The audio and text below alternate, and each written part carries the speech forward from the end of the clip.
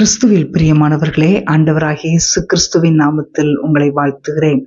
ஆதியாகமம் 29:32. கர்த்தர் என் சிறுமையை பார்த்தருளினார், இப்பொழுது என் புருஷன் என்னை நேசிப்பார்.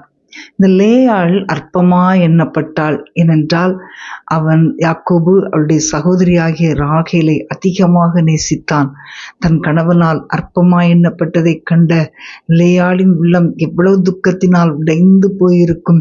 அவள் கடந்து சென்ற அந்த அவமானத்தின் பாதையினால் ரொம்ப நொறுங்கி போனாள். கணவனிடத்தில் எதிர்பார்த்த அன்பு கிடைக்காததினால் ஒவ்வொரு நாளும் அவள் கர்த்தரை நோக்கி கதறி இருக்கக்கூடும். லேயாள் தன்னுடைய கணவனால் அற்பமாய் எண்ணப்பட்டதையும் அந்த துன்பத்தின் பாதையில் செல்வதையும் கர்த்தர் கண்டார்.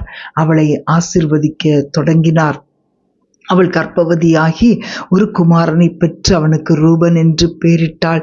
மறுபடியும் அவள் கர்ப்பவதி